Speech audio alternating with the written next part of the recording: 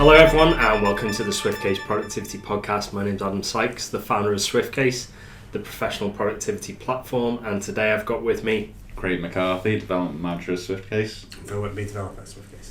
Great. Okay, so today we're going to talk about loot boxes and whether the internet is still the Wild West. Mm-hmm. So I don't know whether someone wants to explain a bit more about what we mean by loot boxes.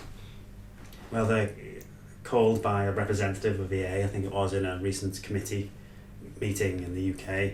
She called them surprise mechanics and tried to assert that they weren't gambling. But to explain what they are, is they are options within a game to pay to have a chance of getting some element of that game.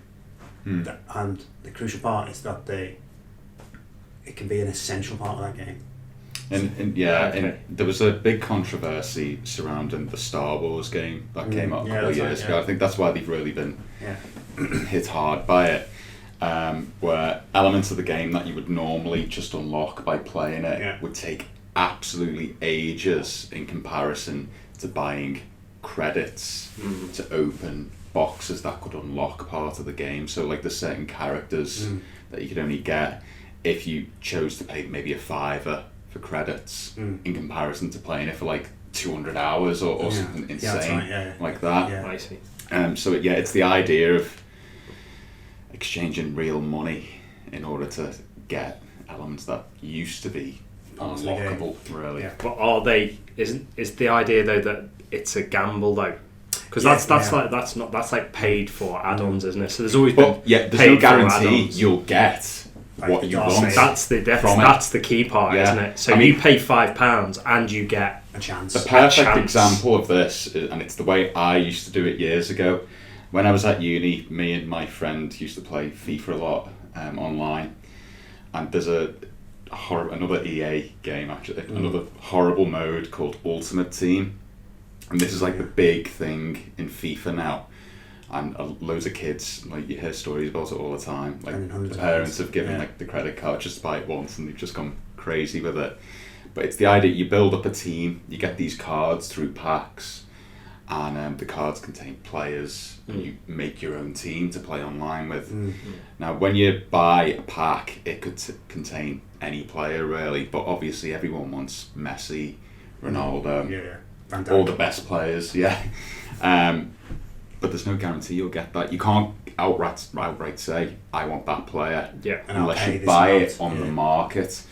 So you can use the coins that you've collected in the game. You can't buy these coins, but you can exchange players you've got in packs for coins that other players will pay for.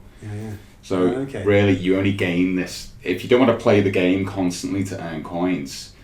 You buy loads of packs, hope you get a good player and sell that player on. But it's realistically, the people who are quite rich and willing to spend hundreds of even thousands of pounds on the game will instantly excel at the game. So it's not a fair meritocracy. No. It's not based on skill. No. But as it used to be, and growing up, it was always and something like Tetris. I mean, obviously. But I suppose the dangerous part though is the chance element. Exactly. Because it's the chance element that turns it into gambling. Otherwise, it's just buying things, isn't it? There's a huge buzz from it because I remember when we used to get these packs, and it used to be a point where me and my mate would be like, we'd never pay for any of this. It's like drugs though, it's crazy, but it's the addictive element of gambling, isn't it? And we go, do you know what, it's only £2 for you'd have to buy a couple of packs, or they got an offer on at the minute. And we get it to add to our team, be like, oh great, we got this player today. Eventually by the end of the month we spent £40, which is more than the value of the game. It's insane. But you do get this real buzz, and I suppose the problem is, I'm an adult and I know that's I know I've There's no one to blame but yourself. But kids teaching kids, and this is in games it's in Fortnite. It's in loads of stuff definitely in now. Fortnite, and it's in games that are aimed at and it's non-transferable in Fortnite as well, unless you sell the account. Okay. That's right. So you can't, if I remember correctly, you can't trade it to someone else like you can with those cards and coins. It's literally tied to your account. So you either have it or you don't. Yeah, exactly. Or you have it, whatever you're given, Yeah. and whatever you win is just chance. Yeah, I think so. Yeah. Or you can buy skins and stuff. There's lots of stuff you can buy. When you're doing Fortnite, you can, I mean, I understand I think we need to just separate that, don't we? Because I understand the idea of that. In-app purchases. A lot of that comes from the freemium model, doesn't it? Yeah. So you get the game free because Fortnite free. Yeah. So you get the name free, but they're investing all this money in developing the game and the servers and whatever else. So they've got to make money somehow. So you have in-app purchases. And I think in-app purchases is fair enough, isn't it? If you want to play a game and you want to buy something that goes with the game, you used to buy add-on packs, didn't you? In the past, fine. You'd buy The Sims, and then you buy The Sims something else, or you'd have, you could buy games and add-on packs. Certainly PC gaming, you could buy add-ons. That's just the way the business model goes. And now you can have in-app purchases. But I think the key thing we need to get to is that it's this ability to put money into a game, then spin the wheel, one person and then come out with something that isn't worth exactly. One person could spend £1,000, and they do. Like, this is the crazy thing. I know people have spent like hundreds of pounds on mobile games as well, which is just crazy. The idea of putting that much money in, and someone who's just done it for the first time can get the same quality. So it's just chance. It's just gambling. I think that's the concern. In-app purchases are got issues because they're often small purchases, addictive games where I need to do that, like Candy Crush. I need to do that. I need to get the credits and the power-ups and your crystals. You can spend like money to just carry on without having to complete the game and stuff like that. So that's addictive, and it's wrong because it's targeting people, often targeting younger people with like ways to pay to get ahead. But this is like another level after that because it's unregulated gambling, isn't it? Exactly. Now that's the point about the Wild West, isn't it? Yeah.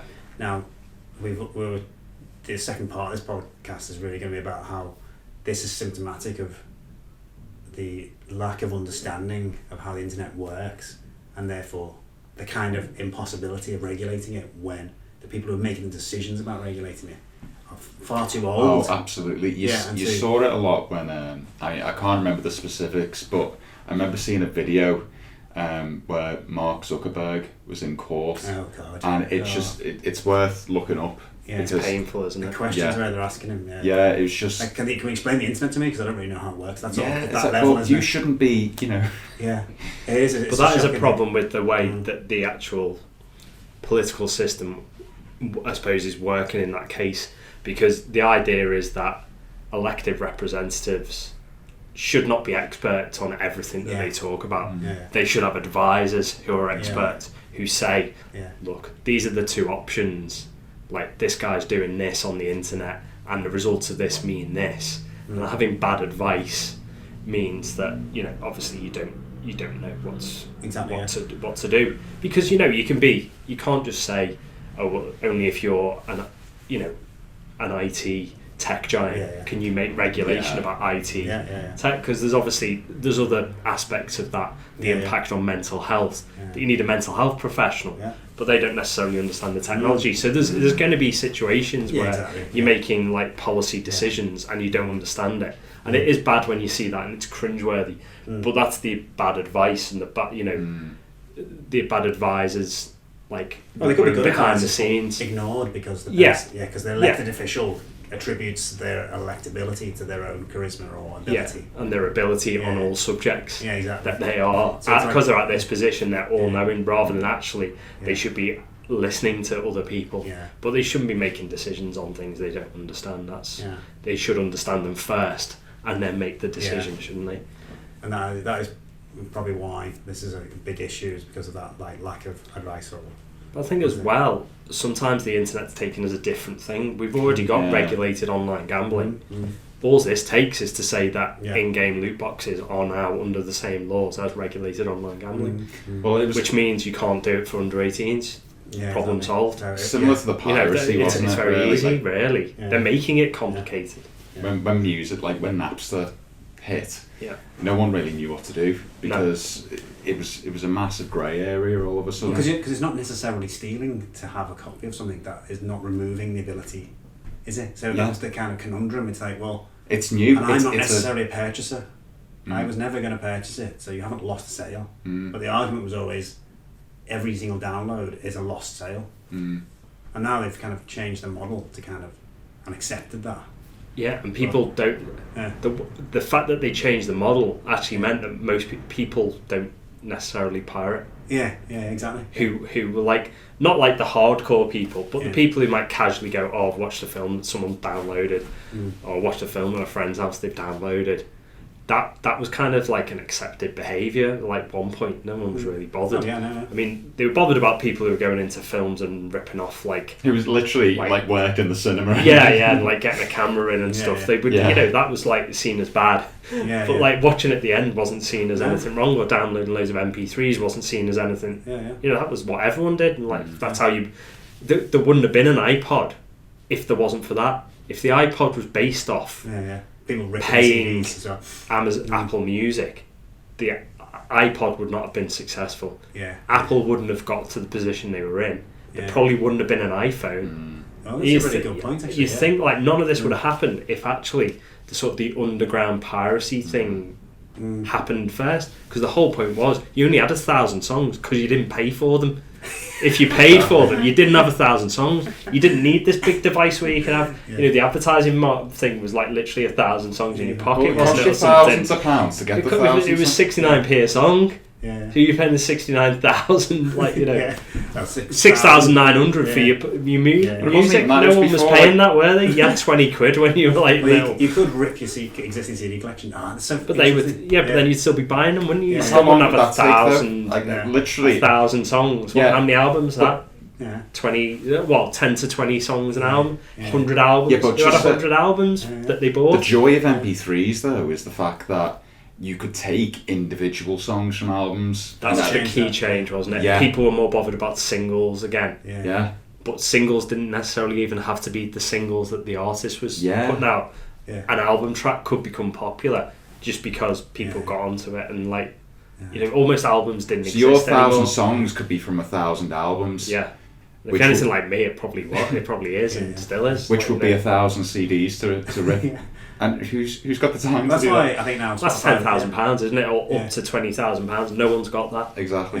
That's so interesting, because we were talking about this the other day as well. How file sharing sites like Mega Upload, Rapid Share, all those are predicated on piracy as well. And it's more explicit with them, or it seems more explicit, even though it's like, oh no, we've got terms of service and things like that. But I didn't realise, but the iPod is similar in terms of it's riding off this kind of wave. Yeah. It's like the gold rush, basically. And that's why that Wild West is a great metaphor for how it is, because it's literally a huge gold rush, and everyone's like desperate to sort of strike it rich, and taking advantage of those people that are there to break the law is one surefire way to get rich. Put a legal veneer over the Wild West of the internet. Yeah, exactly. Yeah, it's just that. So it's really interesting. I hadn't thought about it that way. That's really unique. Okay, so I hope you've enjoyed this episode of the SwiftCase Productivity Podcast. If you've got any comments about loot boxes or file sharing or any of the things we discussed, drop them in the comment section below, and we'll join you in the conversation there. And there's no surprise mechanics here, because you can get you can get a brand new podcast from us every Monday and Friday every week. If you don't forget to subscribe to our channel. Head over to swiftcase.co.uk to see some of the stuff that we do. And don't forget to follow us at SwiftCase UK. And sorry, Phil, for taking your stuff. You've looted all my my little phrase that I do at the end. I'm gonna have to think of puns now to throw in, just to have something. Just make sure you like and subscribe. Yeah. Okay. Thanks everyone for listening and watching, and we'll see you again next time.